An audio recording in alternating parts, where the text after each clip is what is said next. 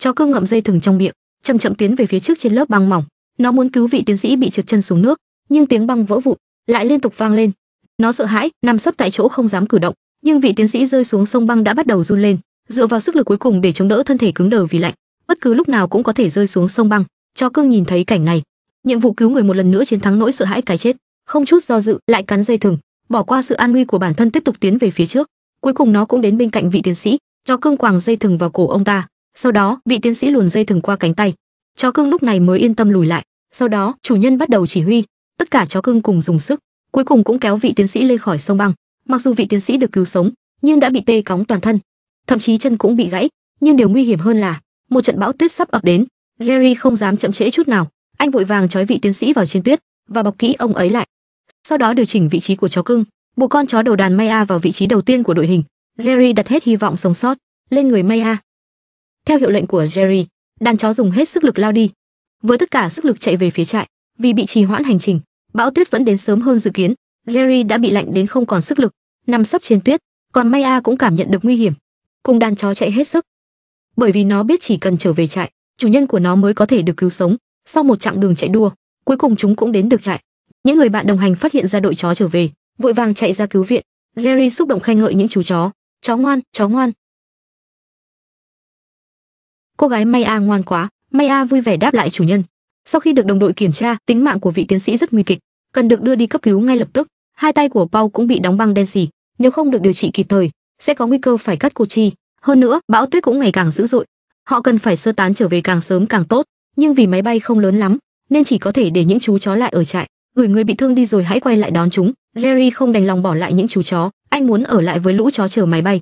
Nhưng ngón tay bị tê cóng của anh cũng cần được điều trị kịp thời. Hơn nữa, bạn già cũ của anh cũng liên tục đảm bảo rằng cô ấy nhất định sẽ quay lại đón những chú chó. Không còn cách nào khác, anh đành phải đồng ý để những con chó ở lại trại. Ngay khi họ thu dọn đồ đạc xong, chú chó trẻ Mark đã giật được dây xích và chạy đến. Nó muốn cùng chủ nhân rời khỏi nơi này. Thấy chú chó có thể giật được dây xích, Jerry và người bạn của anh đành phải trói Mark lại một lần nữa, sợ rằng sau khi họ rời đi, những chú chó chạy lung tung sẽ gặp nguy hiểm. Vì vậy họ đã siết chặt tất cả các dây xích. Cuối cùng, anh nói với Maya, cứ trông chừng chúng, tôi sẽ quay lại ngay, tôi đảm bảo.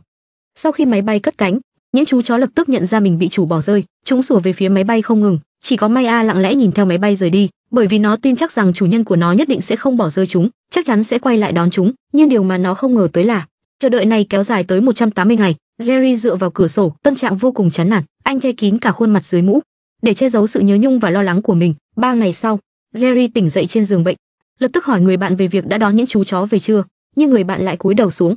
Điều này khiến Jerry cảm thấy không ổn. Vì vậy, anh vội vàng tìm bạn giá cũ để hỏi, nhưng nhận được câu trả lời là kế hoạch đã bị hủy bỏ, phải đến mùa xuân năm sau mới có thể quay lại trại. Điều này cũng có nghĩa là những chú chó không chỉ không có thức ăn uống, mà còn bị nhốt lại, cơ bản là chắc chắn sẽ chết. Điều này khiến Jerry khó có thể chấp nhận sự thật. Anh vội vàng chạy đến trung tâm chỉ huy, yêu cầu cấp trên cử máy bay đến cứu những chú chó. Khi chỉ huy nghe nói là cứu 8 con chó, thì lập tức từ chối. Hơn nữa, một cơn bão tuyết lớn hơn nữa cũng sắp đến. Đến lúc đó, toàn bộ Nam Cực sẽ bị tuyết bao phủ, căn cứ cũng phải trở về New Zealand. Nhận được kết quả như vậy, cho dù Jerry có không muốn đến đâu, nhưng cũng bất lực, chỉ có thể cố gắng không nghĩ đến chuyện của những chú chó. Khi Jerry trở về nước đã qua 5 ngày, anh vẫn không chịu bỏ rơi những chú chó đã theo mình lâu nay. Vì vậy, anh đến các cơ quan liên quan để xin phép, hy vọng có thể có cơ hội cứu những chú chó trở về. Nhưng kết quả nhận được lại càng ngày càng khó tin. Khoản tiền xin đi cứu chó cần 8 tháng mới có kết quả, còn căn cứ nghiên cứu khoa học cũng đưa ra câu trả lời khó chấp nhận. Toàn bộ kế hoạch Nam Cực đã bị hủy bỏ, và Nam Cực cũng đón nhận cơn bão tuyết chưa từng có trong 25 năm qua, hoàn toàn sẽ không có bất kỳ hoạt động nghiên cứu khoa học nào. Trong khi đó, 8 chú chó vẫn ở lại Nam Cực một mình. Đã đến ngày thứ 5, Maya cùng những người bạn của mình tiếp tục chờ đợi sự trở lại của chủ nhân. Cùng với cơn bão tuyết ngày càng dữ dội, lá cờ của trại cũng bị gió cuốn bay. Lúc này, con chó mạnh nhất trong đội, Beck, đã giật đứt xích sắt, đuổi theo lá cờ bị gió cuốn đi. Kể cả khi chủ nhân đã rời đi, nó vẫn muốn bảo vệ mọi thứ trong trại. Những chú chó khác cũng bắt đầu trở nên kích động, tất cả đều gắng sức giật mạnh dây xích.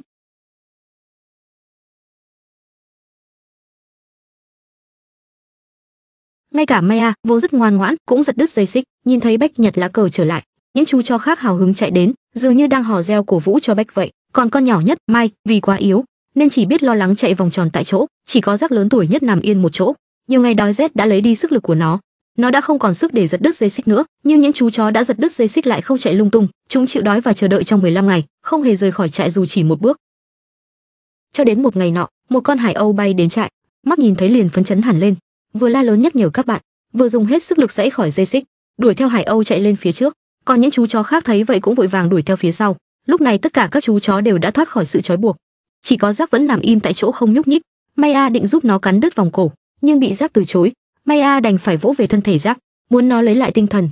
Nhưng Jack dường như biết mình sống không được bao lâu nữa, không muốn làm liên lụy cả đội, lâu lắm mới chịu nhận lấy lòng tốt của Maya. Maya cũng hiểu ý Jack, liếm đầu nó một cái, như đang làm lễ từ biệt cuối cùng. Nó cần phải đưa những người bạn của mình sống sót, không còn cách nào khác, đành phải bỏ lại Jack một mình mà rời đi. Sau khi Maya quay lại với đội, thấy dưới sườn đồi tụ tập rất nhiều hải âu, không ngờ Mark lại quá phấn khích, lại sủa ầm ĩ về phía đàn chim, dọa cho đàn chim bay tán loạn. May mà chúng không bay đi xa, lại đáp xuống. Maya thấy vậy, lập tức thể hiện vai trò của một con chó đầu đàn, đi đến vị trí đầu tiên của đội hình, ra lệnh cho những người bạn của mình. Còn những chú chó cũng bắt đầu triển khai theo kế hoạch. Sau đó, Maya dạy dỗ Mark một trận, lệnh cho nó không được làm loạn, chỉ vì Mark còn quá trẻ, rất dễ bị kích động, chỉ đành nghe theo lệnh và ở nguyên tại chỗ. Đợi tất cả chó đến vị trí, Maya nằm xuống, từ từ tiến lại gần đàn chim. Khi đến gần đàn chim, ngay lập tức ra lệnh, nhanh chóng lao về phía đàn chim. Đàn chim hoảng sợ bỏ chạy. Lúc này, những con chó phục kích ở phía bên kia ngay lập tức bao vây. Điều này khiến Mark đang đứng một bên trợn mắt há hốc mồm, hét lớn cổ vũ anh em. Những chú chó đã bắt được vài con chim biển, nhưng chúng không ăn vụng, mà mang chim đến trước mặt Maya, chờ thủ lĩnh phân phối lại. Còn Mark phạm lỗi thì không được chia thức ăn, vì thế nó cúi đầu xuống, cầu xin Dewey chia cho nó một ít, nhưng bị từ chối thẳng thừng. Không còn cách nào khác, Mark lại mặt dày chạy đến trước mặt Mike. Còn Mike vốn tính tình tốt, chia sẻ ít thức ăn với Mark. Thời gian cứ thế trôi qua, những chú chó cũng đã sống sót ở Nam Cực được 50 ngày rồi. Lần đầu tiên chúng nhìn thấy cực quang, Mark tò mò lại bắt đầu nghịch ngợm. Thấy phấn khích, nó chạy lung tung đuổi theo cực quang. Những chú chó khác thấy vậy cũng phấn khích cùng nhau vui đùa. Tại vùng đất trắng xóa này, khoảnh khắc hạnh phúc này càng trở nên quý giá. Khi mọi người đang chơi vui vẻ thì Jack vô tình ngã xuống vực. Thấy vậy, Maya cảm thấy không ổn, nó vội vàng dẫn theo những người bạn đến xem xét, nhưng Jack đã nằm gục xuống đất, không nhúc nhích. Thấy Jack bị thương nặng, những chú chó rất buồn. Đồng loại của nó nằm lên người nó muốn sưởi ấm cho nó, những người bạn khác thì im lặng đứng canh bên cạnh. Đêm đó, gió tuyết tàn nhẫn quật vào người những chú chó. Đến ngày hôm sau, chúng bị tuyết bao phủ, từng con một thò đầu lên khỏi tuyết. Maya vẫn canh giữ bên cạnh Jack, nhưng Jack vẫn chưa tỉnh lại. Những chú chó rên rỉ tiễn biệt người bạn của mình, khóc liếm lông cho người bạn tốt, làm lời tạm biệt cuối cùng. Dù rất đau buồn, chúng đành phải buồn rầu rời khỏi nơi này. Maya còn phải dẫn dắt những người bạn của mình tiếp tục sống sót, còn Mark lại không nỡ rời đi. Nó chạy đến trước mặt Jack, nằm lên người bạn đã bị đóng băng, lòng tràn đầy tự trách. Nếu không phải vì sự nghịch ngợm của nó, thì Jack cũng sẽ không gặp chuyện này. Nó muốn gọi người bạn thân tỉnh lại, nhưng phép màu vẫn không xảy ra. Dù trong lòng vô cùng không nỡ, nó vẫn phải lựa chọn rời đi. Lúc này, tuyết lớn đã che khuất tầm nhìn của nó, những người bạn đã không biết đi đâu mất. Nó sợ hãi mà gọi lớn, nhưng không có bất kỳ hồi đáp nào. Nó và những người bạn của mình như vậy đã lạc nhau. Đây là ngày thứ 133 chúng tự mình sinh tồn. Những chú chó đói meo đã bắt đầu ăn tuyết trên mặt đất. Ngay lúc này, Maya như thể phát hiện ra điều gì đó, vội vàng dẫn theo những người bạn lao về phía trước. Hóa ra chúng đã tìm thấy một trạm tiếp tế, và bên trong còn một số thức ăn. Những chú chó hạnh phúc mà ăn một bữa no nê, rồi nằm trên mặt đất ngủ thiếp đi. Chỉ có Maya ngồi ở cửa nhìn về phía xa, lo lắng cho sự an nguy của Mark. Còn Mark lúc này đã trở lại doanh trại, nhưng cửa doanh trại lại khóa chặt, căn bản không thể vào được. Cũng không biết cậu ta đã sống sót qua bao nhiêu ngày như thế nào. Đến ngày thứ 152, Mark may mắn tìm thấy một con cá voi mắc cạn. Cậu ta không kịp suy nghĩ nhiều, háo hức lao tới. Vừa định ăn no nê một bữa thì một con hải cẩu bất ngờ chui ra từ trong bụng cá voi, há to miệng về phía cậu ta. Mark định lao lên chiến đấu một trận, nhưng do chênh lệch về kích thước quá lớn, Mark đành phải khôn ngoan rời khỏi nơi này. Lúc cậu ta chạy sang một bên tìm cách thì bỗng nhiên có tiếng động từ trên đầu. Chính là Maya đang dẫn đầu đàn chó tìm cậu ta, còn phía sau là những người bạn đã thất lạc. Sau khi trao đổi với Maya, Mark lập tức lấy lại tinh thần, một lần nữa chạy đến trước mặt hải cẩu, khiêu khích nó. Sau khi thành công khiêu khích sự tức giận của hải cẩu, cậu ta lập tức quay đầu bỏ chạy. Quả nhiên, hải cẩu sập bẫy, lao xuống nước, đuổi theo Mark. Ngay lúc đó, Maya ra lệnh, tất cả những con chó đều chạy đến bên cạnh cá voi, ăn ngấu nghiến. Còn hải cẩu đang đuổi theo Mark, lúc này cũng phản ứng lại, vội vàng quay đầu bơi trở lại. Nhưng Mark muốn nhắc nhở mọi người thì đã quá muộn. Con hải cẩu chui ra khỏi hang, cắn vào chân Maya. Những con chó khác sợ hãi, vội vàng rút lui. Chỉ có Mark không hề sợ hãi, nhanh chóng lao đến, nhảy lên lưng hải cẩu và bắt đầu cắn xé. Thấy vậy, Maya lập tức ra lệnh cho những con chó khác tấn công. Dưới sự tấn công điên cuồng của những con chó, hải cẩu đau đớn kêu la và bỏ chạy. Nhưng Maya bị thương ở chân, đã bất lực ngã xuống. Nhưng với tư cách là thủ lĩnh, nó phải dẫn dắt mọi người tiếp tục tiến lên. Trên vùng đất tuyết lạnh giá này, chỉ có ăn no mới có sức sống sót. Dù chân bị gãy cũng phải dẫn dắt những người bạn của mình bổ sung năng lượng. Đây là lần chúng ăn no nhất. Trong 152 ngày qua, thời gian dần trôi qua, vết thương của Maya ngày càng nặng, cơn đau ở chân khiến nó không thể đứng lâu. Nó đành bất lực nằm xuống. Thấy vậy, những con chó khác nằm xuống bên cạnh nó, bởi vì Maya là linh hồn của cả đàn. Nếu Maya cũng ngã xuống, thì chúng sẽ mất đi con chó đầu đàn, và cuối cùng sẽ chết hết ở Nam Cực. Những ngày tiếp theo, Mark dẫn dắt những con chó khác đi săn. Chúng vẫn mang con mồi đến trước mặt Maya, chờ đợi phân phối thức ăn. Nhưng lần này, Maya lại khập khiễng, đem thức ăn đến trước mặt Mark. Điều này khiến Mark rất khó hiểu, biểu hiện rằng nó không hiểu ý Maya, còn những con chó khác thì lập tức hiểu ngay, đều đem thức ăn tìm được đặt trước mặt Mark. Sau đó xếp hàng chờ đợi phân phối. Trong mắt mọi người, Mark sau hơn 100 ngày rèn luyện, đã từ một chú chó non nớt trở nên trưởng thành và chững chạc. Chúng ủng hộ sự lựa chọn của Maya. Mark cũng nhận ra trách nhiệm của mình, tự mình mang thức ăn đến trước mặt Maya. Nó không muốn thủ lĩnh cũ từ bỏ như vậy. Sau khi những con chó khác lấy thức ăn đi, chỉ còn Mark ở lại với Maya và động viên nó phải cố gắng sống, cùng nhau chờ đợi chủ nhân đến đón. Còn chủ nhân của chúng, Jerry, luôn luôn nhớ đến lũ chó. Từ khi chia tay chúng, anh luôn tìm cách trở lại Nam Cực, nhưng tất cả kết quả đều khiến anh thất vọng. Không còn cách nào khác, Jerry tìm đến vị tiến sĩ. Dù sự xuất hiện của anh được vị tiến sĩ chào đón, nhưng khi Jerry lấy ra bức ảnh chụp chung với lũ chó, muốn nhờ vị tiến sĩ giúp đỡ đón lũ chó về, nhưng vị tiến sĩ lại bảo Jerry hãy đối mặt với hiện thực, hãy đối mặt với hiện thực đi. Điều này là không thể, Jerry.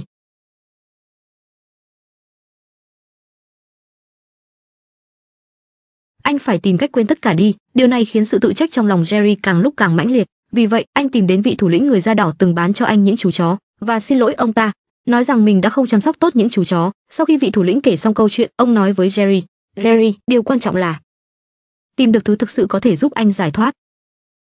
Điều này giúp Jerry hiểu ra mình cần phải làm gì. Còn vị tiến sĩ, vì đã phát hiện ra ở Nam Cực một viên thiên thạch sao thủy nên đã được nhận giải thưởng. Ông cảm ơn gia đình đã ủng hộ mình, cảm ơn các nhà đầu tư đã tài trợ cho mình, cảm ơn hội đồng khoa học, nhưng lại không hề cảm ơn Jerry và những chú chó đã cứu mạng ông ta. Jerry nghe bài phát biểu nhận giải của vị tiến sĩ, lại một lần nữa cảm thấy thất vọng về ông ta. Trong cuộc trò chuyện, anh nói với vị tiến sĩ rằng, kể cả không có sự giúp đỡ của bất cứ ai, anh cũng sẽ đến Nam Cực. Cuộc gặp gỡ của hai người kết thúc vội vàng như vậy. Sau khi vị tiến sĩ tham dự buổi tiệc, ông nhìn thấy bức tranh mà con gái vẽ. Đó là một bức tranh trừu tượng về 8 chú chó. Trên đó viết, những chú chó anh hùng đã cứu cha tôi. Quả nhiên, bản tính của trẻ con thật đơn giản. Vị tiến sĩ nhìn bức tranh trên tay mình, lòng anh thắt lại đau đớn.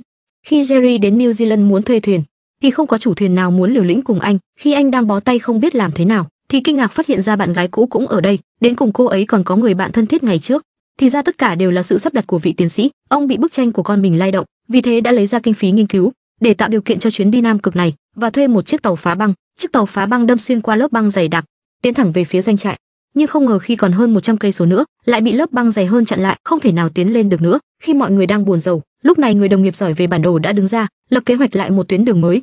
Họ cần phải đi trực thăng đến căn cứ Ý, rồi dùng xe trượt tuyết có xích mới có thể đến được doanh trại. Mọi người trải qua nhiều gian nan, cuối cùng cũng đã đến được doanh trại vào ngày thứ 180. Jerry với tâm trạng phức tạp đến chỗ xích sắt, nhẹ nhàng gạt bỏ lớp tuyết, thì phát hiện ra Jack đã chết từ lâu. Điều này khiến Jerry đầy áy náy. Anh ấy tưởng tất cả những chú chó đều đã bị đóng băng chết ở đây. Khi anh ấy tiếp tục kiểm tra theo dây xích, thì lại phát hiện ra một chiếc vòng cổ bị đứt. Điều này lại thắp lên trong anh hy vọng.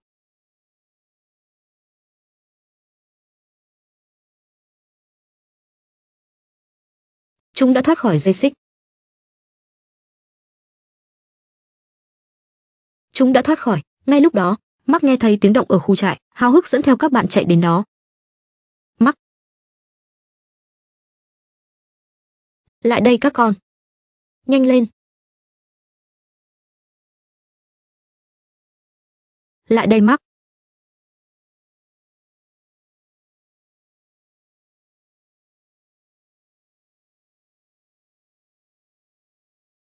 Mark. Được rồi, đừng liếm mặt ta nữa. Sau 180 ngày xa cách, chúng cuối cùng cũng được gặp lại chủ nhân, và Jerry bắt đầu điểm danh, gọi tên từng con một. Mark, Bragg. Ta thực sự không dám tin. Sau đó, Jerry với ánh mắt mong chờ, nhìn về phía sườn đồi xa xa, nhưng Maya và Dewey lại không xuất hiện. Sau đó, Jerry chuẩn bị dẫn đàn chó rời đi, nhưng Mark lại không muốn lên xe, mà quay đầu chạy về phía sườn đồi. Thấy vậy, Jerry vội vàng đuổi theo, lại nhìn thấy cảnh tượng khiến anh đau lòng. Maya nằm yên tĩnh trên mặt tuyết. Sau đó, Jerry quỳ xuống bên cạnh Maya, rơi lệ đau buồn. Anh thậm chí không dám chạm vào người Maya. Ngay lúc đó, mắt Maya chớp một cái. Ngay khi anh với tay chạm vào nó, Maya đã kỳ diệu tỉnh lại. Con bé ngoan của ta, con vẫn còn sống. Trên vùng đất Nam Cực băng giá này, những chú chó đã sống sót gian nan hơn 100 ngày. Chúng không từ bỏ chính mình, càng không từ bỏ lòng tin và sự trung thành với chủ nhân. Tương tự, Jerry cũng chưa bao giờ từ bỏ chúng. Đây là câu chuyện về sự cứu rỗi lẫn nhau giữa con người và loài chó. Yêu thương chúng, hãy bảo vệ chúng suốt đời. Câu chuyện đến đây là kết thúc. Hẹn gặp lại các bạn kỳ sau.